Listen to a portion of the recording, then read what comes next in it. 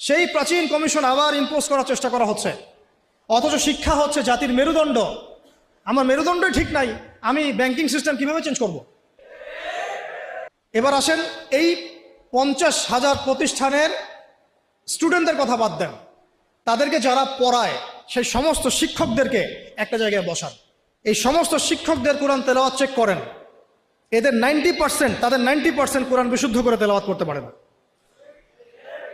তারা আপনার বাচ্চার শিক্ষার দায়িত্ব নিয়েছে। আমার বাচ্চাকে এমন একজন টিচার পড়ায় যে আল্লাহর কিতাব পড়তে পারে না, যে মুসলিম। আমি অমুসলিমদের কথা বলছি না, এখানে কোনো অমুসলিমদের কিনা আলোচনা হচ্ছে না। সরায় দেন। এবার আসেন হাই স্কুল, সংখ্যা কত দেখবেন? লাখ লাখ।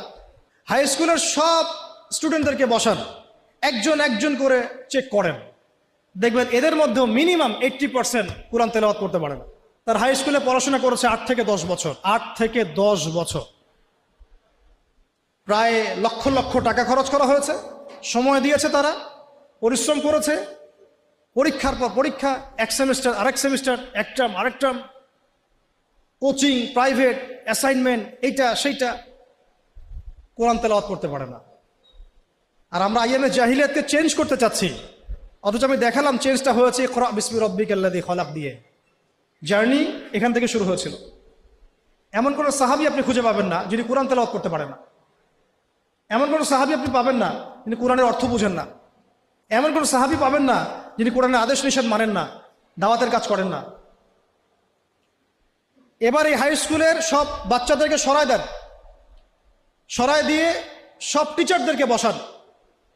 হাই স্কুলের যারা টিচার, আপনারা লক্ষ লক্ষ স্টুডেন্টের ভবিষ্যৎ বিনির্মাণের দায়িত্ব নিয়ে বসে আছেন, কোরআন তেলাওয়াত করতে পারেন না। আপনি কোরআনকে গুরুত্ব দেন না। ইলমের মূল যে সোর্স, জ্ঞানের মূল যে উৎস, তার সাথে আপনার কোনো তাল্লুক সম্পর্ক নাই, কিন্তু আপনি জাতির শিক্ষক, বেতন পাচ্ছেন, ভাতা পাচ্ছেন, কোনো কোনো ক্ষেত্রে আপনি পেনশন পাচ্ছেন, ইত্যাদি ইত্যাদি। একটু উপরে যাই, এই যে বলেছিলাম শেষে একটু চেপে ধরবো আর কি, এটা চেপে ধরার সময় খুব বেশি হয়ে যাচ্ছে নাকি?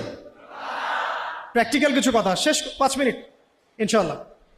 এরপরে আরেকটু উপরে যাই, আপনারা কোন লেভেলে আছেন? অনার্স। অনার্স লেভেলে বাংলাদেশের প্রতিষ্ঠান নিশ্চয়ই 1000-এর কম না? হ্যাঁ, রিনাউন্ড প্রতিষ্ঠান, স্ট্যাবলিশড।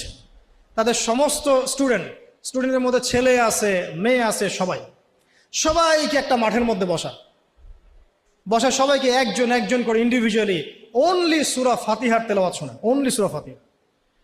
আমি কিন্তু আল কোরআনের পুরা অনুবাদের কথাও বলি নাই।